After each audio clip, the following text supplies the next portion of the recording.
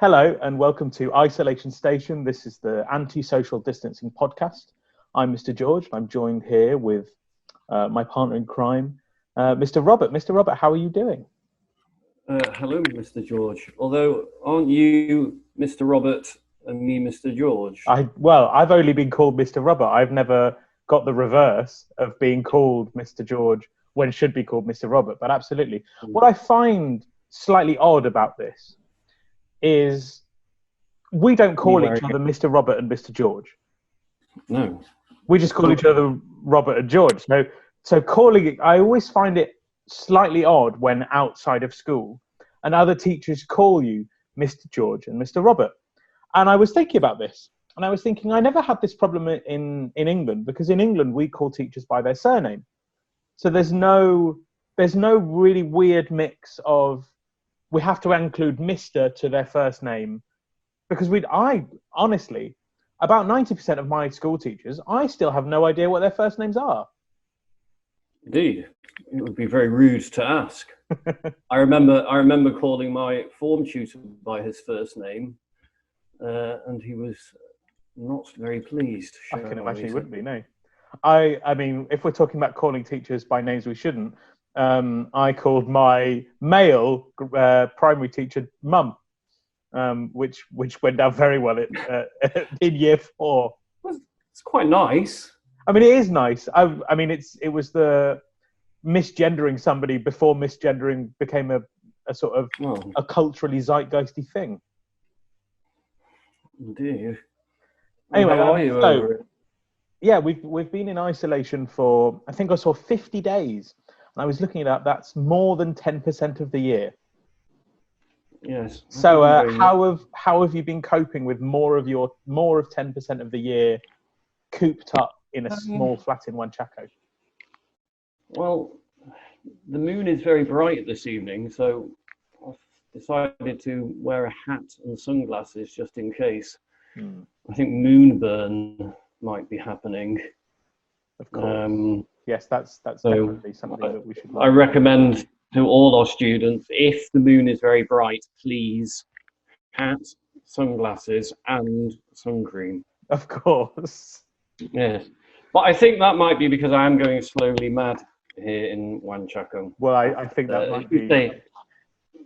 might be feasible. 50 days of no surf. Well, of course. And no ceviche. Well, no. I mean, you could make it yourself. I don't think it would be as good. Well, probably not. A few weeks ago, my wife and I tried to make ceviche, and I mean, it was fine. It tasted like fish and lemon juice, but I don't think you can ever get the same flavour of it being prepared for you. Like, I think the magic is slightly lost when you cut the fish yourself. Indeed. Right. Sorry, there is noise pollution here in Huanchaco. I don't know if you can hear him or her. The dog. But there is literally a mad dog outside. I think for all of us, that's our spirit animal for this period of time. Yes. Every evening he barks incessantly like this.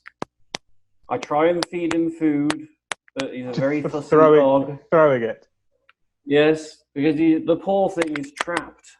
He's trapped in a yard. Oh dear! And cannot escape. And so he just tries to bark at all the other dogs in Huanchaco. I feel it's very similar to my situation here. Well, yes, but I'm sure though if I gave you some mango, you would eat it. Oh, I absolutely would. Yeah, I love mango. Yes. Well, this dog, I need to give him a name actually, or she. Sorry. This dog does not like mango.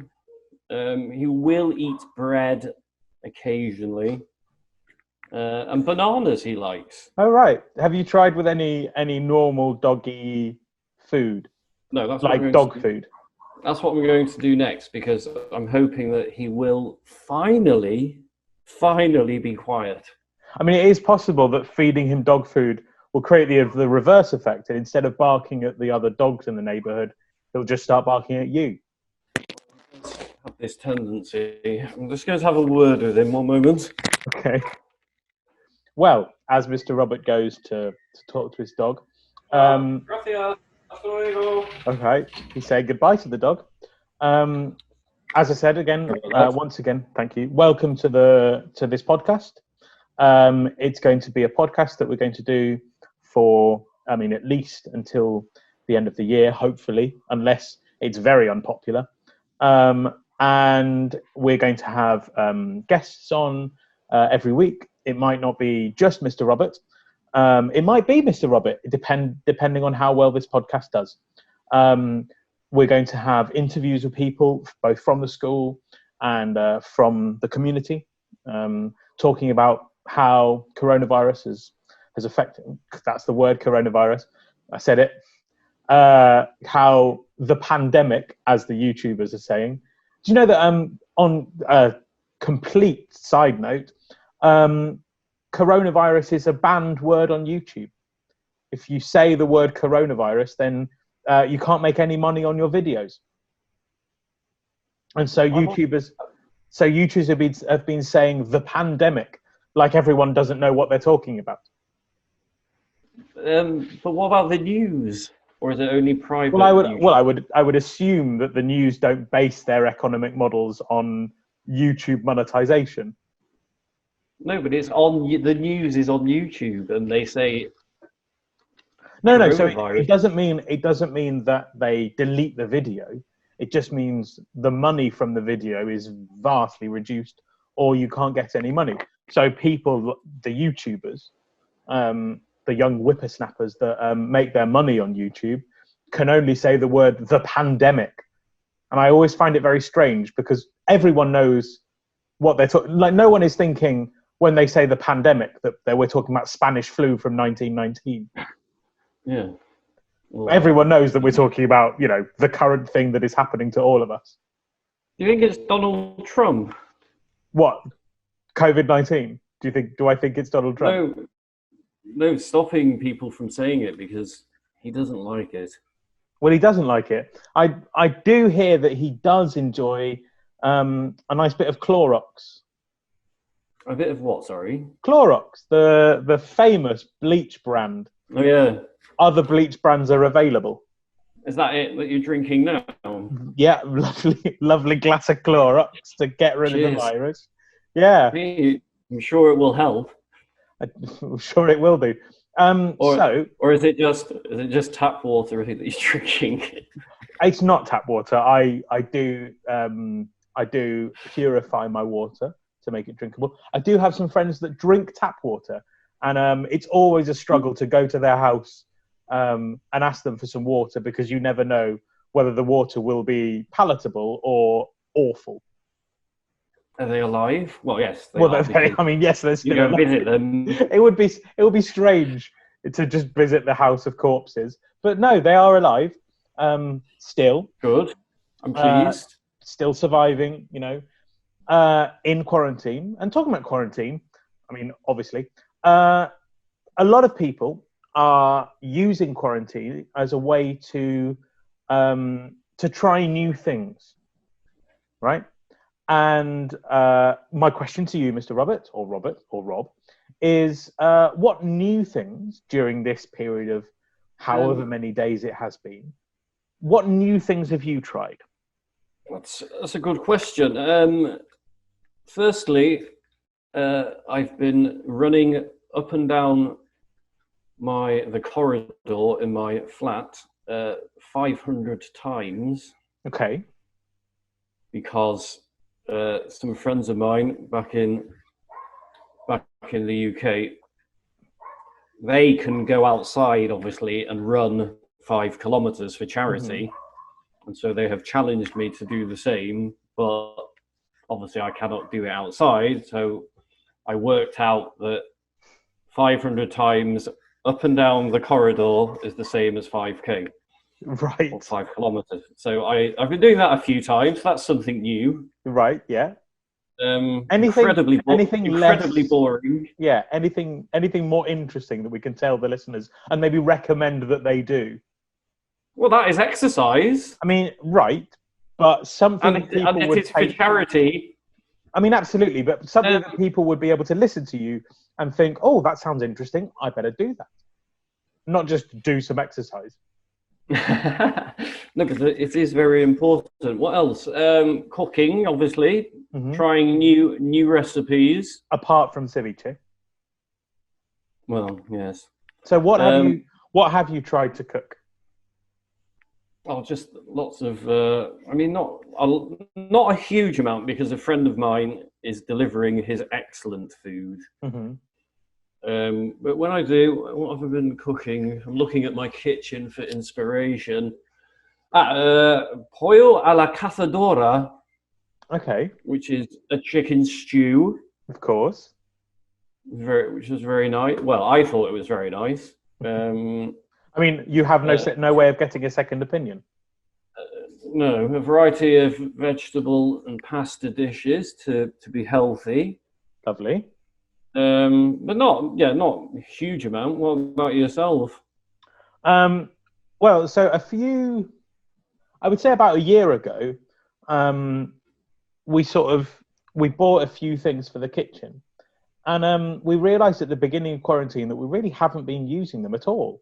So I have a nice clean. Well, it was a bit dusty at the beginning of the quarantine, but a stand mixer. So we dusted that off, and we made a few things. We made some cakes. We made some cookies.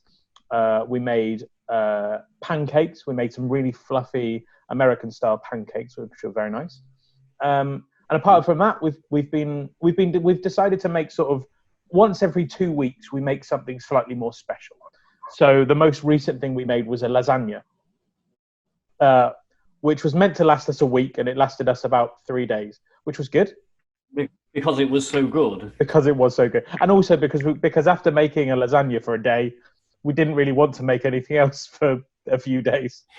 Yeah, it does take quite a lot of time, does it not? Yes, I mean, I think just the preparation of the vegetables to put into the sauce took us about 2 hours to chop everything. So after doing that, we didn't really want to do anything else. What were you doing?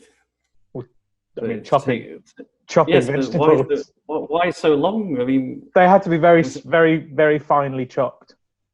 Was it a lasagna for the army or something? No, I mean it was the size of a house. A baking tray. But remember, the Italians love their vegetables, and so just having to add in lots of very tiny vegetables, because famously Italians, they like putting vegetables into things, but they're really not a fan of seeing those vegetables. Really? Well, because they're so small. But what about on pizza? Well, I mean, if you look at a pizza, the most famous Italian pizza, the margherita, it's just you cover the tomato sauce with cheese. Yeah, there's a theory that the Italian flag is let me get this right: red, white, and green, because it is the red for the tomato. Oh, right. The white for the cheese, and the green for the basil. So, are you saying that the flag was based after the pizza, or the pizza was based after the flag? The flag was based after the pizza. All right. Sounds very. It's only a theory, and we all know about theories at the moment. Yes. Coronavirus. Well, not all theory true, children. Well, no. One of the things that we were talking about is food, and so to really grab people's attention, I thought, why not? What better to incorporate things that young people love and things that Peruvians love?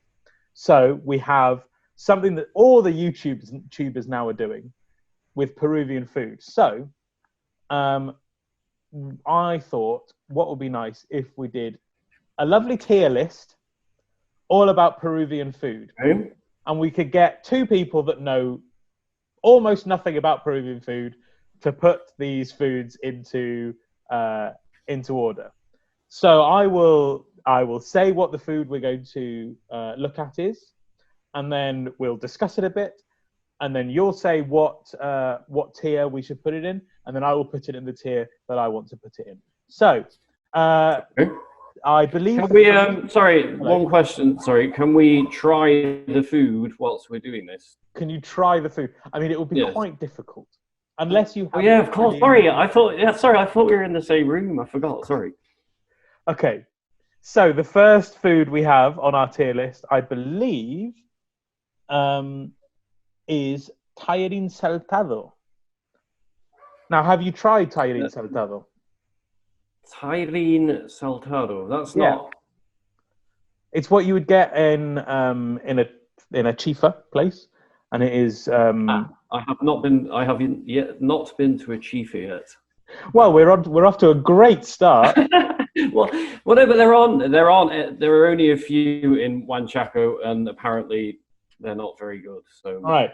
Well, shout out to all the chifa places in Huanchaco. Apparently, you need to improve your food. Raise your standards. Well, see, I quite like tallarín saltado. I don't think it is the greatest thing that you could possibly get in Peru. I mean, if we have a look at the tiers, we've got the top tier is amazing. Then we have om nom nom. Then we have oh yes please. Then we have I won't say no. Then we have fine. And then we have a do I have to? And then finally we have no, just no. Having looked at these foods, I don't think we're going to add any to the no, just no.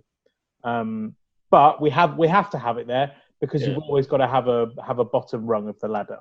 So I would say, if it was British food, then obviously there would be quite a few. I would say that almost all British food would be in that rung.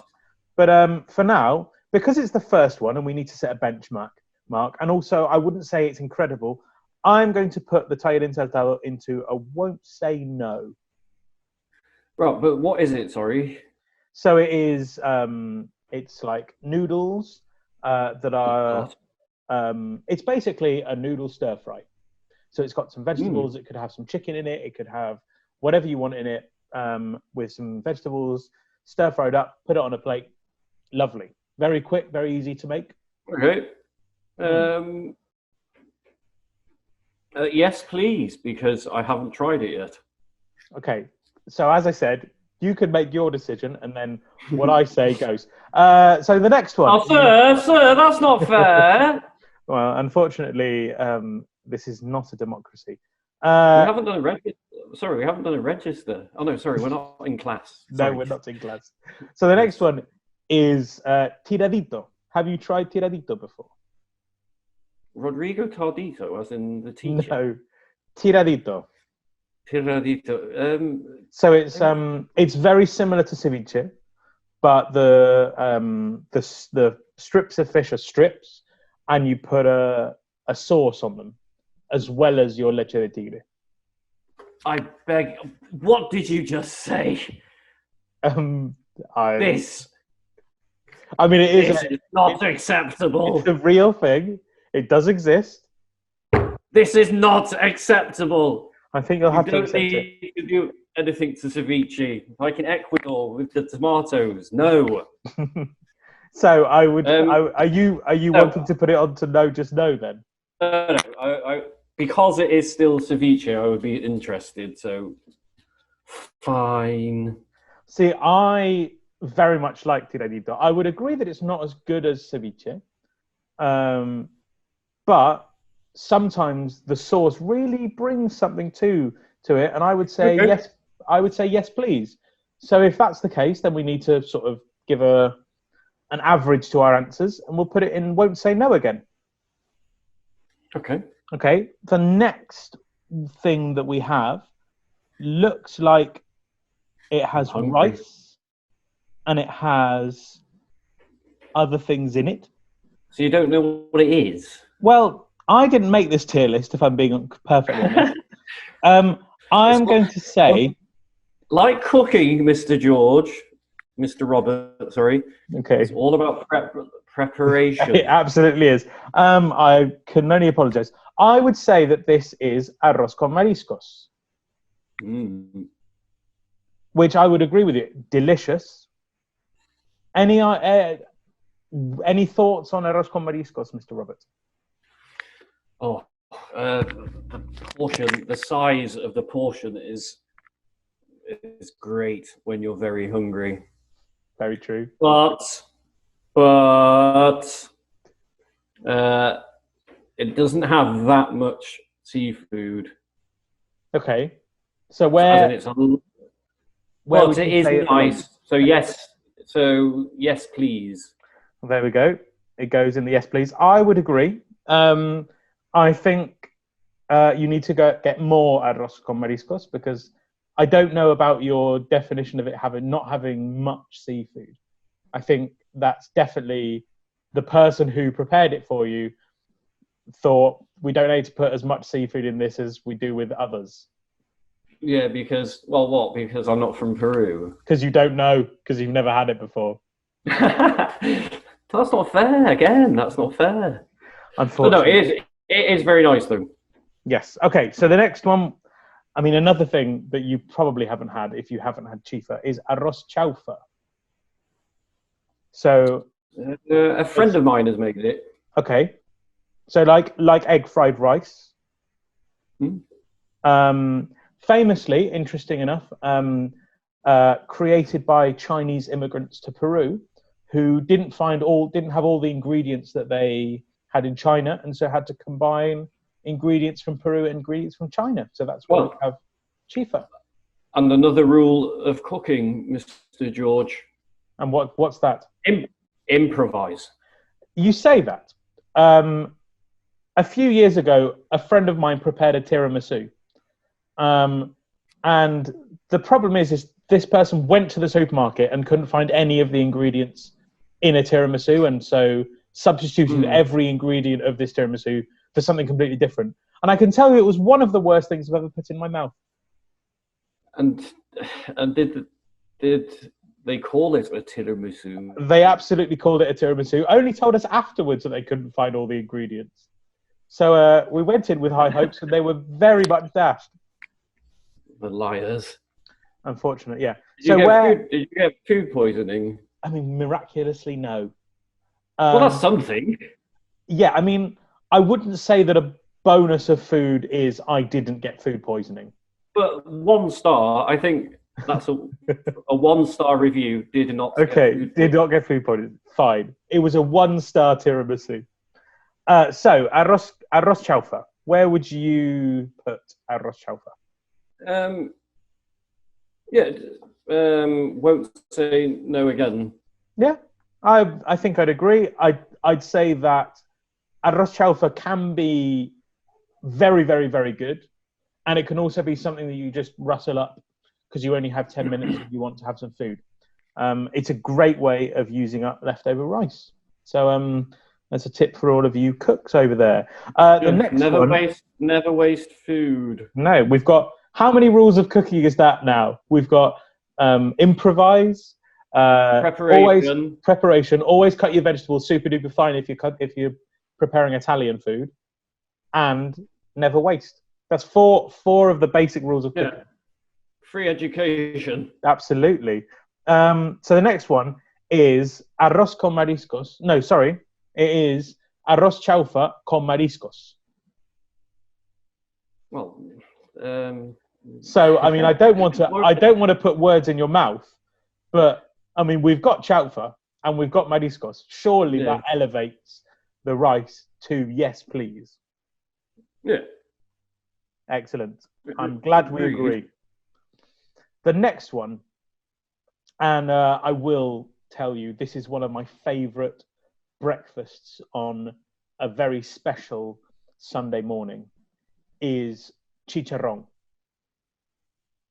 For breakfast? Chicharrón de chancho. Which one is this?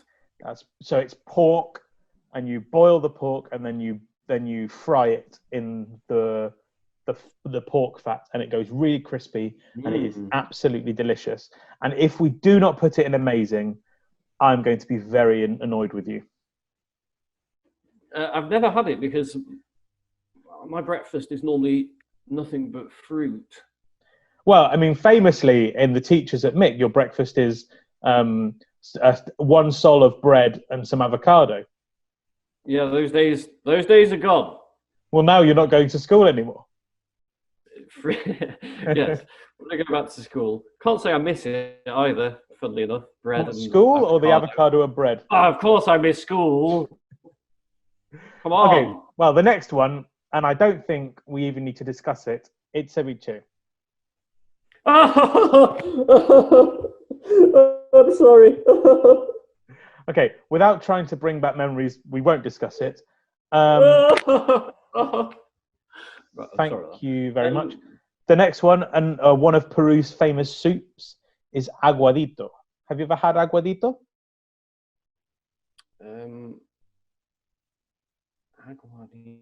Saying So the word won't help. it is a soup that you put a lot of vegetables and rice and maybe some chicken in it, and flavour it with some herbs. I think maybe. I would say that instead of talking about a specific soup, we talk about Peruvian soups in general, because I think Peruvian soups are some of the nicest things that I have tried, and especially when you get it prepared from somebody you know. And I think that all Peruvian soups, when they're prepared with love, are beautifully delicious. Well, that's another tip for cooking. Always prepare your food with love. Number 5. I hope you're making notes, everybody. Yes, there will be a test. Oh no, we're not in class. No, we're not. Stop talking about no tests. No tests. Right, this is. I'm going to probably offend the entire country, but it's it is a compliment. Can you offend and can it be a compliment? Yeah, I don't normally have soup because the weather is so good that I don't feel like soup because it's not cold. Right. I mean, I feel like that's not a compliment. It is because the weather is so good. Oh, right. The weather being good is the compliment. I thought you were trying to compliment soup. Well, I would say... But it does sound very nice. I would put Peruvian soups into yes, please. So next we have another of the heavyweights, and I think we need to sort of go a bit quicker on this. We're taking a while. Yeah. Maybe do a top 10. Maybe do a top 10. I was thinking about this. We could do with sleeping this evening. Right. Well, especially when we have classes to give tomorrow, Mr. I mean, George. we've got the tier list open. It will be a shame not to use it. So I want one sentence on your views on the following: ají de gallina. Spicy. I mean, that's a word, but fine. I would like to put it into om nom nom. The next one, I don't think you've ever been to Arequipa, but this is rocoto relleno. I haven't. I'm sorry. To our listeners in Arequipa, I'm sorry, but one day I will visit. Well, last year I went with a group of students to Arequipa, and I was bitterly disappointed that we didn't get to eat rocoto relleno.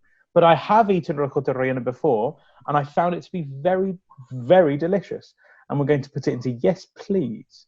The next one, very popular in Huanchaco, papa rellena.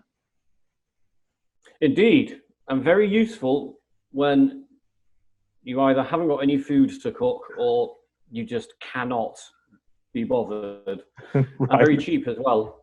So, om nom nom. Thank you very much. The next one.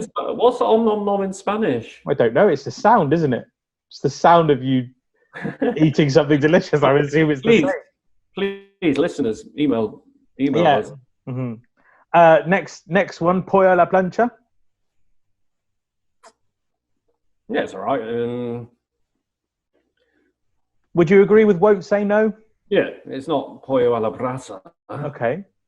The next one, spoilers. The next one is arroz tapado, which is a rice. Oh, yeah. Then some meat, and then some rice again.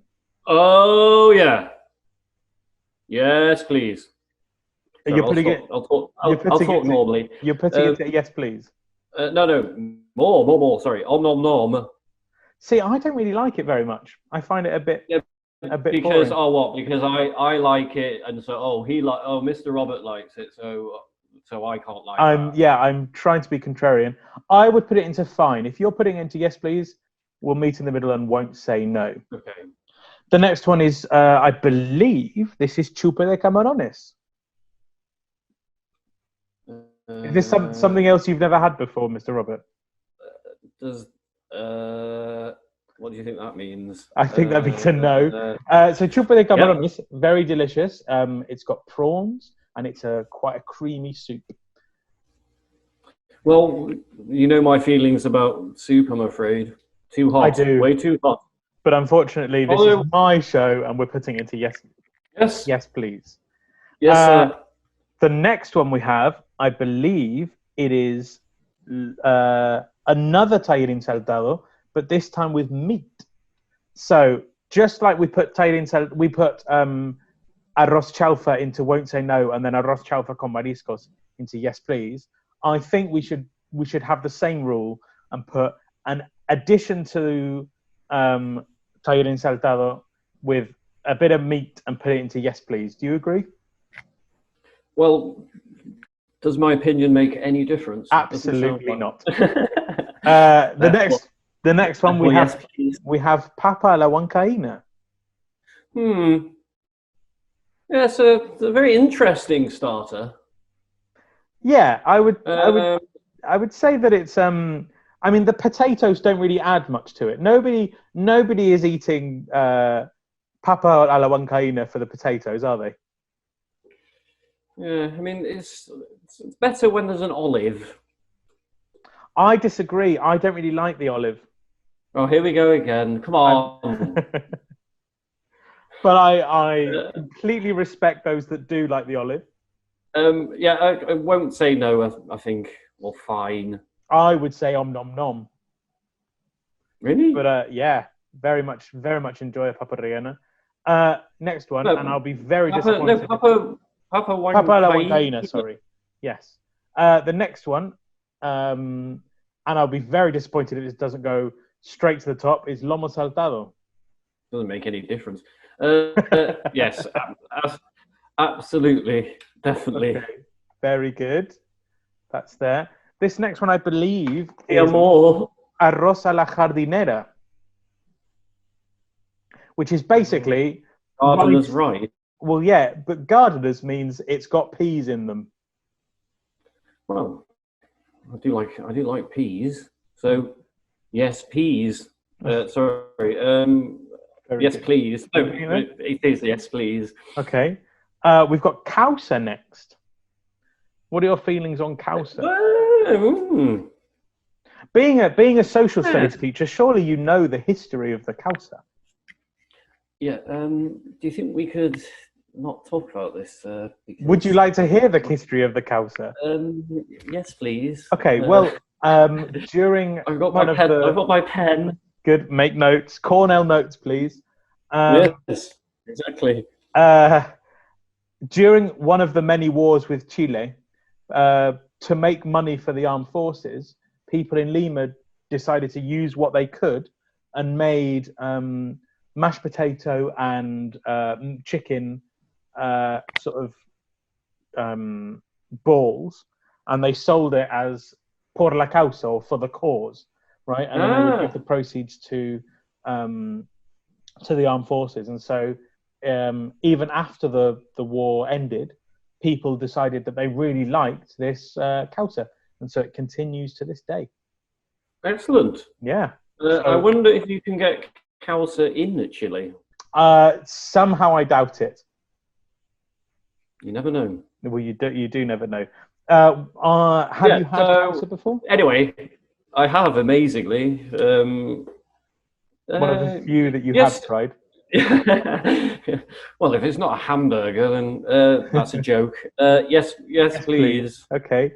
The next one, I feel like my opinion on this is going to be slightly controversial, but we have arroz con pollo.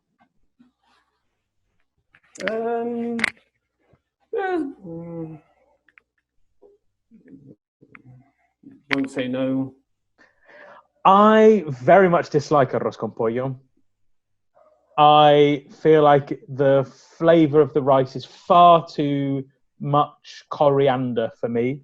I would put it into do I have to? But if you said fine or won't say no, I will be happy to go with you.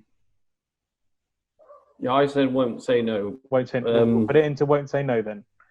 And the next one, I Thank believe you. this is going to be in our top.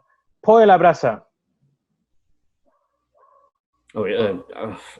Amazing, yes. That is my, when it is open, obviously, that is my Sunday evening meal after a weekend of surfing to get protein. Lovely. It is.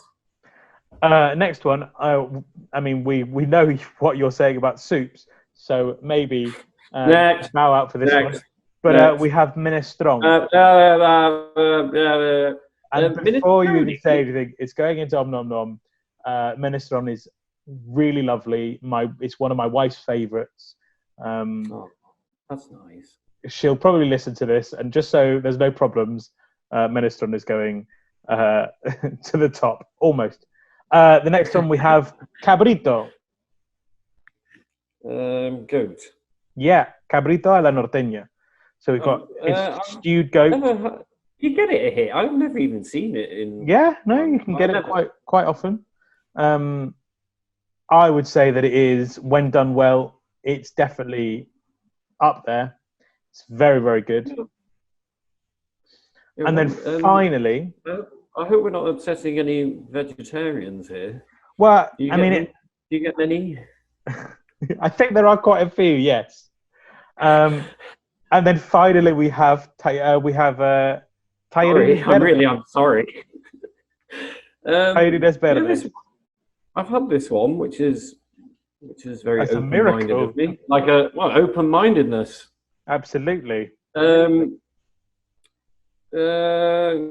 Yeah, won't say no. Won't say no. So there we have it. Our wonderful Peruvian food tier list. And we were absolutely right that no, just no was not even touched, which was good. So we have very sophisticated tastes. Absolutely. Especially for British people. I mean, we're famous for having the world's worst food. I saw that somebody was trying to defend British food, and decided that the best way to defend was to show them baked beans with pork sausages from a can. Oh, sorry, I must go and vomit at this point. Yeah, I mean that's not very good at the best of times. Anyway, for anybody that's interested in our more in-depth reviews, we're available to hire if you wish. If you want to try and convince us wrong and give us any more food, you're absolutely welcome to. But please speak to my agent. Thank you. Well, Mr. Robert, that's almost all we have time for this inaugural podcast. The one thing I would like to talk to the listeners and the watchers, and the one thing that I'd like to say is that we really want to hear from you. We want you to participate in any way that you possibly can. So we're going to include more things over the course of the coming weeks. But the next week, what we want is we want you to send us your opinions on Netflix. We want you to give us recommendations of Netflix shows. We want to tell us what the most addictive shows are on Netflix. Anything that you've been watching on Netflix that you think is good or that you think is a bit bad, then absolutely send us that information. You can either write on the Mick Instagram page, or you can send videos in, and we will show those videos on the podcast of what you recommend. Mr. Robert, do you have any opinions about Netflix? I haven't got an account, so might be a bit difficult to talk about this one. Yeah, I must be the only human being, and that includes tribes in the Amazon who hasn't got a Netflix account. Am I missing anything? Probably. Yeah, but there's over 1,000 things on Netflix. Even if you don't find many things very interesting, you're probably missing something. Yeah, I think so. How can I justify this? I just don't have the time, even when indoors. Right.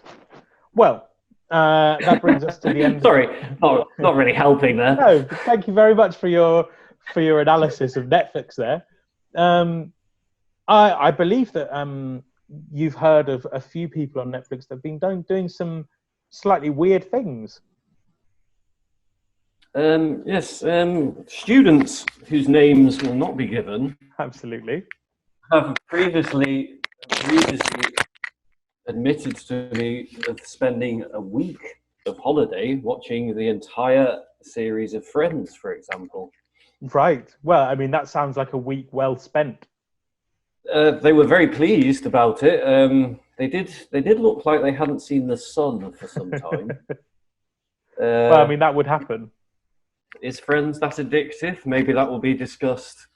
Possibly. I mean, those students that have spent a week watching this entire series of Friends on Netflix, maybe we'd like to write or video in and tell us why you spent a week watching Netflix, or if you haven't spent a week watching Friends and you've spent a month watching something else, maybe you would like to tell us why you spend a month watching what you did.